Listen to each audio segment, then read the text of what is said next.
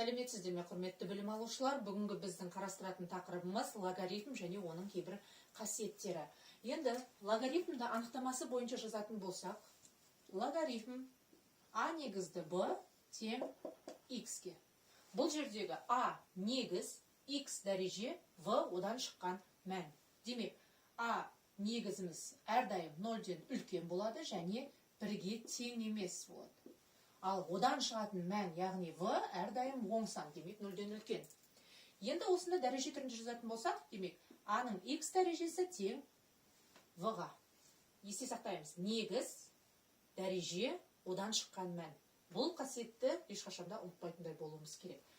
Енді мысалдар қарастырайық. Мысалы, логарифм 2 негізді х тең 4.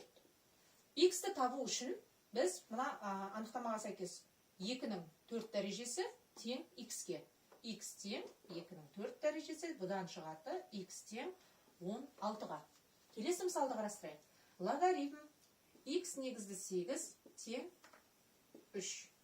Бұл не деген сөз? Х-тің 3 дәрежесі тең 8-ге. Бұл жерден х тең 2-ге. Келесі мысалды қарастырайық. Логарифм 3-тен 1 27. Қанда 3-тен 1-дің қандай дәрежесі 27-ге тең? Біз білеміз, 3-тің 3 дәрежесі 27 болатынын. Ал 3-тен 1 болған жағдайда минус 3 дәрежесі 21-ге тең. Яғни 3-тен 1-дің минус 3 дәрежесі 27-ге тең екен. Келесі, логарифм 4-те 16 неге тең? 4-тің қандай дәрежесі 16-ға тең деп тұр? Демек, біз білеміз, бірден ауызша 4-тің 2 дәрежесі 16-ға тең. Сондықтан да логарифм 4-те 16 әрдайымда тең болады екен 2-ге. Енді негізгі қасиеттеріне тоқталайық. Мына жерде мен 9 қасиетті жазып өттім. Осы бұдан кейін де қазір қасиеттер бар, қарастырамыз. Әрқайсысына жеке-жеке мысалдар шығарып көрсетейін сіздерге. Ең бірінші қасиет, логарифм а негізді 1 әрдайым 0-ге тең. Бұл не деген сөз? Мысалы, логарифм 6-да 1 всегда 0-ге тең. Бұл дегенің 6-ның 0 дәрежесі 1-ге тең. Кез келген санның 0 дәрежесі әрқашан 1-ге тең болатын болғандықтан, мына жерде логарифм а негізді 1 0-ге тең болады.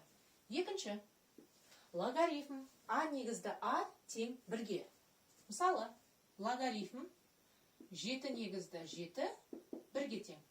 Бұл не деген сөз? 7-ның 1 дәрежесі міне тең 7-ге.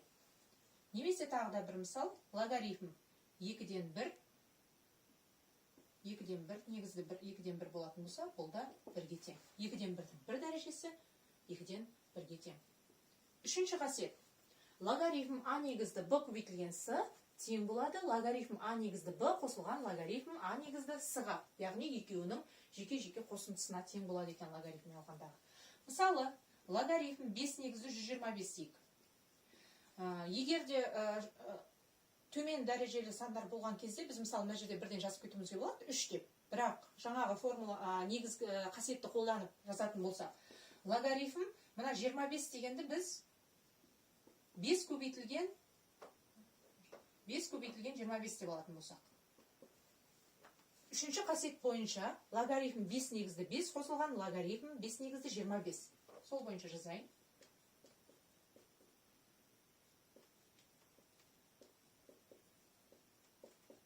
Бұл жерден логарифм 5 негізді 5 деп отырғанымыз, бағанағы екінші қасиет бойынша, міне 5 негізді 5 әрдайымда 1-ге тең.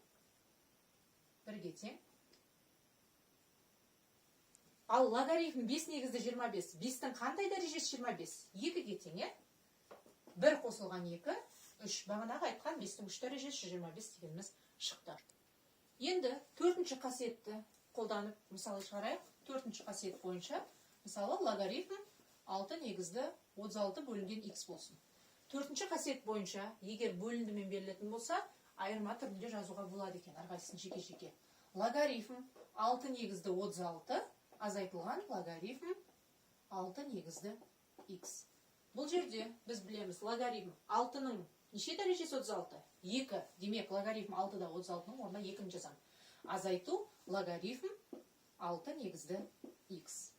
Келесі қасиет, 5-ші қасиет. Логарифм а негізді v-ның p дәрежесі болған жағдайда, мына v-ның p дәрежесі алдына коэффициент болып шығады логарифмның. p көбейтілген логарифм а негізді v.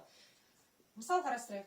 Логарифм 7 негізді, мысалы, а-ның 3 дәрежесі болатын болса, бізде мына 3 деп отырған дәрежеміз логарифмның алдына коэффициент болып келеді. 3 көбейтілген логарифм 7 негізді а.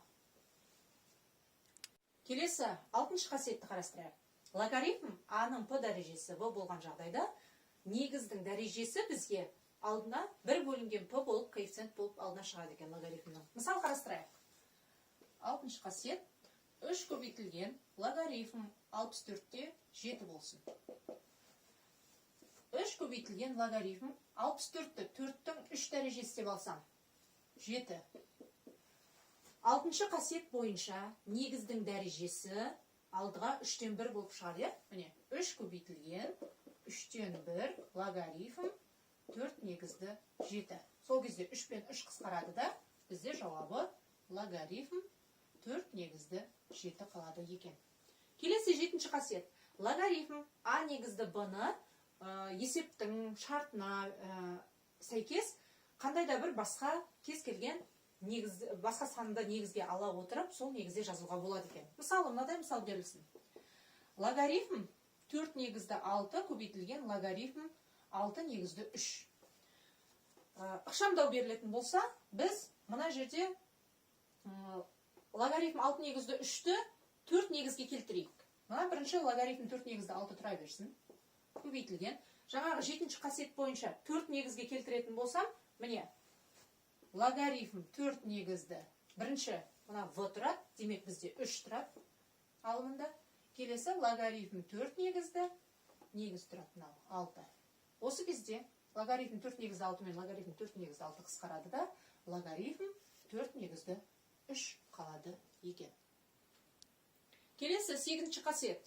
Логарифм а негізді а-ның p дәрежесі деп отырғанымыз p-ға тең болады екен. Мысал қарастырайық.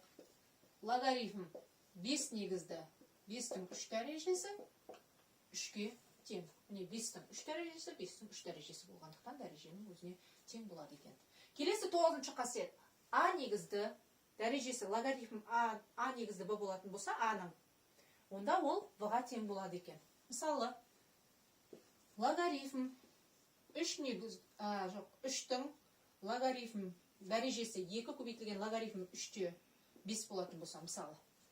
Бұл дегенім, ең алдымен біз 9-ші қасиетті пайдаланбас бұрын, мына 2-ден құтылуымыз керек.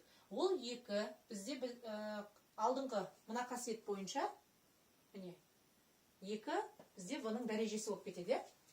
3-тің логарифм 3-те, мынау 2 мынаяққа дәреже болып кетеді. 5-тің 2 дәрежесі. Енді қараймыз, 9-ші қасиет бойынша а бірдей, міне 3 бірдей, ол неге тең дедік жаңа? В-ға, демек 5-тің 2 дәрежесі. 5-тің 2 дәрежесі немесе 25-ге тең. Келесі 10-ші қасиет. Логарифм а-да x көбейтілген логарифм b-да y. Яғни, осындай жағдайда біз мына көбейтіндімен берілгенде екеуінің негіздерінің орнын алмастырып жазуымызға болады. Яғни, логарифм b-да x, логарифм а-да y. А мен b-ның орнын алмастырып жазуға болады. Мысалы қарастырайық. Логарифм 2-де 25 көбейтілген логарифм 5-те 27 көбейтілген логарифм 3-те 8. Бұл жерде біз мына 25-ге 5-ті, 27-ге 3-ті, 8-ге 2-ні ауыстыруымызға болады екен, негіздерін. Логарифм 5-те 25 көбейтілген логарифм. Міне 5-ті мында келдім, енді 3-ті әкелейін. 3-те 27 көбейтілген логарифм. Міне 2-ні мында апарамыз, 2-де 8. Енді міне 5-тің қандай дәрежесі 25-ге тең? 2-ге. Логарифм 3-те 27 деп отырғаным, ол 3-тің 3 дәрежесі 27. Логарифм 2-де 8 деп отырғанымыз 3-ке тең. Демек, мына өрнектің мәні 18-ге тең екен. Келесі 11-ші қасиет. Логарифм а негізді b менен, логарифм b негізді a, яғни міне негізбен оның мәнінің орындары алмасып тұр, байқап отырсыздар ма? Көбейтіндісі бірге тең. Немесе логарифм а негізді б-ны біз б негізге келтіру үшін 1 бөлінген б негізді а деп жазуымызға болады екен. Кез келген мысалды келтіруге болады. Мысалы, логарифм 6 негізді 5 көбейтілген логарифм 5 негізді 6 әрдайым да 1-ге тең. Немесе логарифм 8 негізді 7-ні 7 негізге келтіру үшін мен 1 бөлінген логарифм 7 негізді 8 деп жазуыма болады екен. Келесі 12-ші қасиет бізде А-ның логарифм в дәрежесі тең болады екен. Міне, в менен орындар алмаса тұр. В-ның логарифм с негізді А дәрежесіне тең болады екен. Мысал қарастырайық. 2-ның логарифм 3-те 5 дәрежесі.